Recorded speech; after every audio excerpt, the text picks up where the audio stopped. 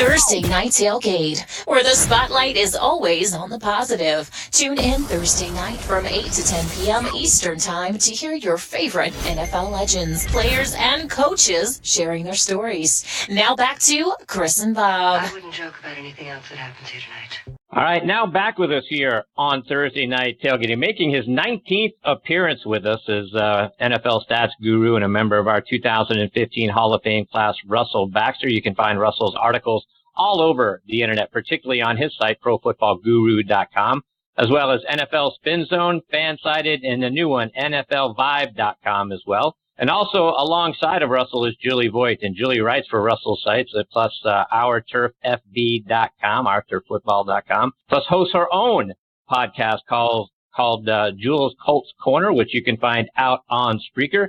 And we are glad that we have both of them with us tonight here on Thursday Night Tailgate. Good evening, Russell. Good evening, Julie. Thanks for coming on the show. Hey, guys. Happy holidays. Hey, good evening. Yes, ladies first. That's how I was raised. Good evening, Julie. Good evening, Chris. Good evening, Bob. And thanks so much for having both of us on. I really appreciate it. Julie and I are very excited about what's going on with NFL Vibe, and we pounded out another piece tonight, as a matter of fact, talking about very timely the New England Patriots and what's going on with them after the big news today about Josh Gordon. Absolutely. And talk about NFL Vibe, Russell. I know that's a newer venture that you guys have both put together. Yeah, Julie had been writing for me for ProFootballGuru.com. She had started back up over the summer. And, first off, a little on her background. For many years, was the NFL female reporter for NFL Female. I probably didn't word that the correct way, okay? She was the Colts reporter for NFL Female. Of course, NFL Female was Our Turf Football. And she started writing for me for ProFootballGuru.com. She's now back writing for me and Our Turf. But more importantly, we have Voigt's insights and we have Baxter's expertise, VIBE. And it's really a lot of fun because we have collaborated on a number of pieces, especially the last couple of weeks, previewing Chiefs Chargers, previewing Steelers Patriots. Today, Julie did an outstanding job getting ready for tonight, not only tonight's show, but putting together, the outline of a piece about what's going on with New England. We're not used to seeing New England in the position that they are right now. Then, of course, today, the news about Josh Gordon. It's very unsettling with the Patriots. This is usually when they play their best football. And like I said, Julie put together some great notes, combined with what I did. And I just think we're having a lot of fun, and it's been very, very well received so far, Chris and Bob. So, Julie, to that end, let's start right there. Talk about what your insights are on what's going on with the Patriots. To Russell's point, we're typically, looking at a Patriots team that is vying for the number one seed and, a first round bye. And that certainly doesn't look like it's going to be a part of the equation this year. And, things that we've never seen from them before. They've lost 2 in a row, first time since 2002. They've lost 3 of their last 5 games. This is all very un-Patriot-like. What are your thoughts? Yeah, it's very un-Patriot-like, and currently right now they're in danger of breaking their 10th AFC East championship. So that's really big. We're sitting there thinking what could possibly be going wrong. Is Brady actually up at that age? We have Gronkowski, pretty much limping everywhere, and it's not a pretty picture, but then yet in a way you don't really want to sleep on the Patriots because, worse things have happened before, and here we are, they're still in contention and anything can happen. And Julie, I also want to get your thoughts on the Colts. I know you've been covering them for a while, and this is a team that we sort of all left for dead after week 6 when they were 1-5, but they've come on. They're winners of 7 of their last 8 games. They're coming off a shutout of the Cowboys, and the Cowboys haven't been shut out since week 11 of 2003. Is this a team, if they can make their way into the playoffs, and right now they're the 7th seed, but if they can get in, are they dangerous? Oh, yes. I think a lot of teams are actually fearing to play the Colts in the playoffs, and we're just one fumble away, pretty much, for lack of better words. You have Ravens here. These are on top there, and it's just one loss with them. Definitely the Colts can move right on up there. we have the Giants coming up. Things a little wishy-washy with Eli Manning, but we also have to watch out with Saquon Barkley. And our defense is really going to have to play this game, and I think it's going to end up being the game of defenses again with the Giants. And then, of course, we have the Titans coming right back up at Tennessee. So their defense can be a little strong, but I think we handled them pretty well when they came a couple weeks ago. So I think anything can happen at this point. I know it's probably going to wind down to the last week of the season, and we're just going to have to hang tight and see what happens from there. Russell, I want to talk a little NFL history with you, because in this day and age where defensive backs are barely allowed to cover wide receivers without getting penalized, and quarterback completion percentages are going through the roof, as are passing, yards and touchdowns and all of that sort of thing, which is what the league wants, more scoring, I get it. But as fans and media members always like to do, we compare players from different eras. Who's the greatest of all time at this and that? And as the game moves forward, we're going to start seeing quarterbacks throw for crazy amounts of yards and crazy number of touchdowns. And the guys from, like Bob and I were talking about at the top of the show, from our era, the Bradshaws and the Staubachs and the Kenny Stablers and the Otto Grahams and the Joe Montanas and all those guys are going to be way down the passing list for yardage and touchdowns compared to what we're going to see in the future. What's your thought? How do we not let those guys disappear into oblivion? Well, listen, our memories are ingrained with those players. And, as we know, numbers are one thing and performance is another, okay? Just because you have the most of something doesn't make you the best in something. How do you forget the cat? How do you forget Joe Montana to John Taylor with 34 seconds left in Super Bowl 23? How do you forget Terry Bradshaw to Lynn Swann in Super Bowl 10? You don't forget those things. In fact, I think some of that stuff is more ingrained in people's memories than anything else. So the numbers are great, and they're fantastic. And I find it very ironic that the last couple of weeks they're kind of dipping down a little. So, more running, less passing. Listen, we have the Pro Football Hall of Fame. It's going to be interesting to see how the more modern day guys are treated by the Pro Football Hall of Fame. There's always been kind of this weird thing with the Pro Football Hall of Fame, Chris and Bob, in terms of wide receivers and numbers and so on. Well, these numbers are being elevated, but someone's throwing them the ball. So are the quarterbacks of the modern era going to be stifled a little as well in terms of the Hall of Fame? I'll be watching that very closely. I have questions for Russell and Julie. Yeah, it's great talking to you guys. I want to start with Julie, Russ, women first here. And it's Julie, I'm so happy for Andrew Luck this year. He's always been one of my favorite guys. I love the Cerebro guys, the Stanford guys. And during the summer last year, we heard weren't sure about his arm and his shoulder and if he'd ever be the same. And he is actually going to come close to probably his best touchdown year. He's going to be over 4,000 yards. And the main thing is he stayed healthy. Did you really think, Julie, that he'd have this good a year after all the injury stuff we heard about over the last year? As a fan, you have your worries. You're going into the unknown, and, after him having a whole season off and then some, you're kind of, hesitant to see if you're going to put all your confidence in him. And I know in the beginning of the season, and I think this had to do with, not only the injuries that we faced that caused us to have that 1-5 record, I think he was actually struggling himself too, to try to get himself back into the rhythm and back into, who Andrew Luck used to be. And I believe that once all these injuries started healing themselves, he started having his usual weapons that he likes to turn to. He just turned into Andrew Luck again and then some. He's just, awesome. He's having the best career of, the best season of his career pretty much. He's out there breaking records, and so far with his, the weapons that he does have, that offensive line is just monstrous right now. And against Dallas, he had another game where Andrew Luck was sackless. And everything is just coming all together. And I think the main piece, which was Andrew Luck, Frank Wright fighting in him that he can do this. And it's just all coming together. And it's phenomenal to watch him just do what he does best. And we have our young quarterback, and he's going to take us far, I think, in the next couple seasons. Just give it time. And Russ, I got to ask you about up here in the Northeast, as you know, in the news almost weekly is the Giants quarterback situation.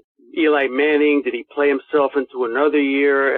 It seemed like about 2 months ago he was a forgotten guy, and now with the Kyle Lauletta thing, there's a guy that probably messed up his career a little bit. Talk about it, Russ. What have you heard? What do you think's going to happen? And who are they going to pair with Barkley for the next few years here? Well, I think it's a matter of seeing who's available wherever they pick next year and doing their due diligence. I think they could, to me, they're better off getting a little more offensive line help. Listen, eventually Eli Manning's going to step down. I still insist they got the right guy.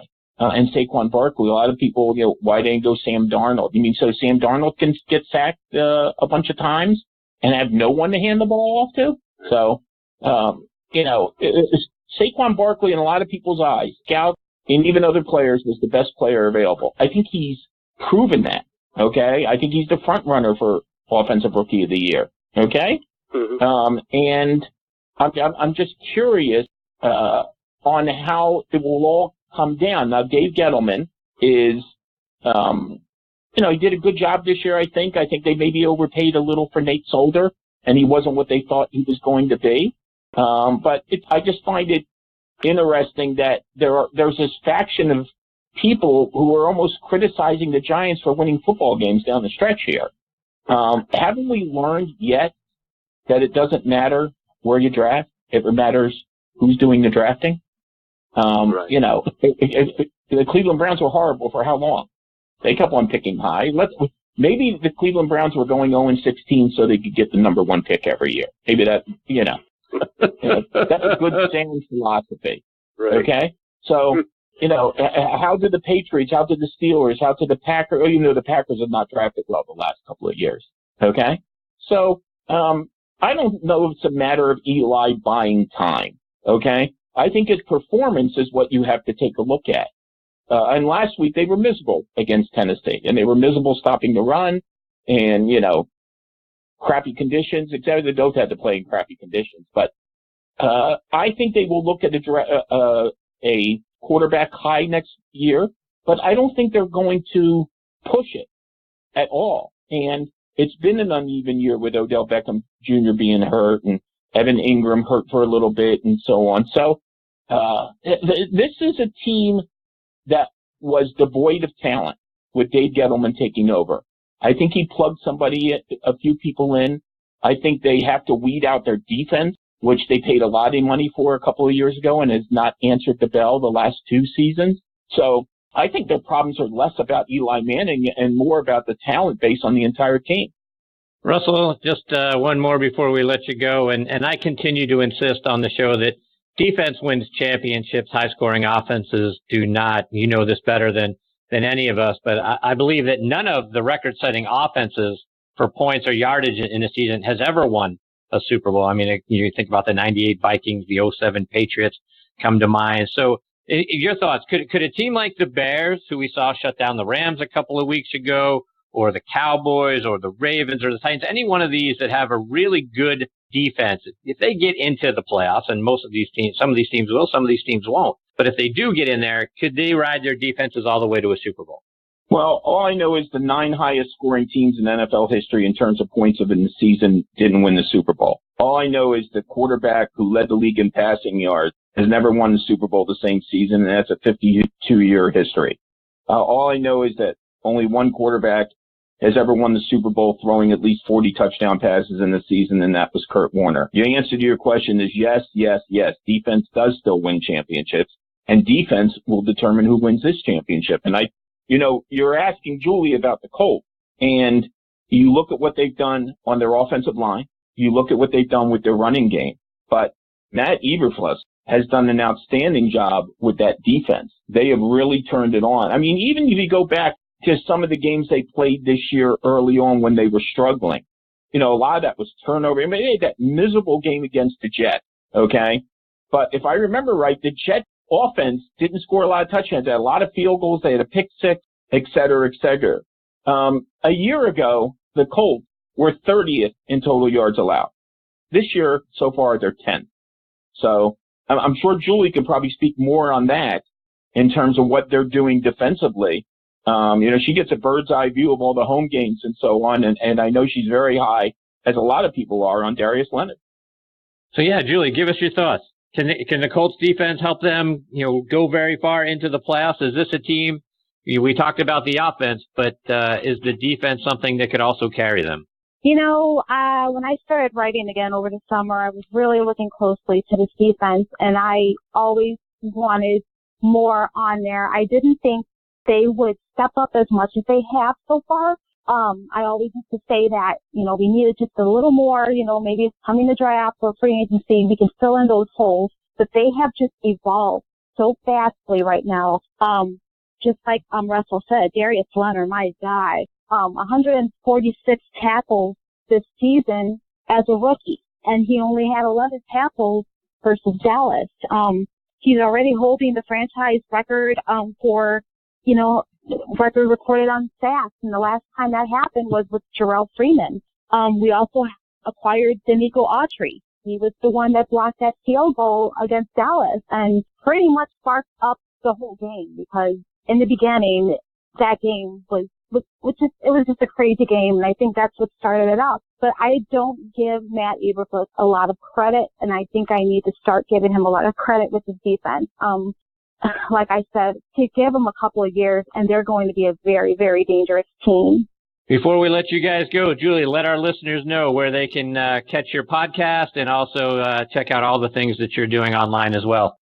Well, you can find me on Twitter at Julie noted _ NFL, where I write and post all my articles from Pro Football Guru for NFL Vibe and Archer Football.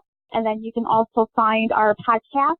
Jules Colts Pod is the Twitter handle, and I also do For the Fan NFL podcast with Jim Jess and Wanda Weidman, who is also from Archer. And you can find all that on my Twitter page. Russell, let our listeners know how they can follow you as well. Oh, I just follow Julie. I just kind of leave it at that. So. Good choice. Yeah, Bax Football Guru, NFL _ Vibe. And that's really it. I mean, I've told you before, it's almost like a threat. If you follow me on Bax Football Guru, everything that I write, and now, of course, everything that Julie and I write, will be sent to you, whether it's 3 p.m. or 3 a.m. And again, I really am excited about the direction of NFL Vibe. It is a lot of fun pairing with someone who has the same kind of passion and love for the game that I do. And, I've always credited my career to that passion. And working with Julie has been a lot of fun to date. And we have so many other things planned down the road when it comes to NFL Vibe, a possible podcast, maybe a television show, perhaps a detergent. Keep it clean, Russ. Yeah, that's right. Keep it clean. The sky's the absolute limit. And sorry, Julie, I guess I'm just breaking all this news for you right now. So no, it's a lot of fun collaborating with somebody. And again, the work she's done over the last couple of months, I'm just glad for Colts fans that Julie's writing again. Well, it's been great having you both. Say that. That's right. It's been great having you guys both on the show. And as you guys are ready to break new things, please let us know. Come back and share it with us, because both of you are great. Rusty, you know how much we really appreciate you as a member of our Guest Hall of Fame. But you guys have been great tonight. Happy holidays to you and your families. We look forward to catching up with both of you soon. Always welcome. You got it. Thank you. And by the way, Julie, thank you for the PayPal notice I just got. I appreciate that. Oh, anytime. Take care, guys. We'll catch up soon. Good night, guys. Yeah, that is the great Russell Baxter and Julie Voigt. And again, you can find them all over the net. But Pro Football Guru is where it started. And they've now obviously got NFLVibe.com. And Russell's also on NFL Spin Zone and Fansided. And Julie's got a great podcast as well that you can find over on Spreaker. So great stuff from them. We've got our next guest, Tony Collins, hanging on the line. We're going to get to Tony on the other side of this quick station break.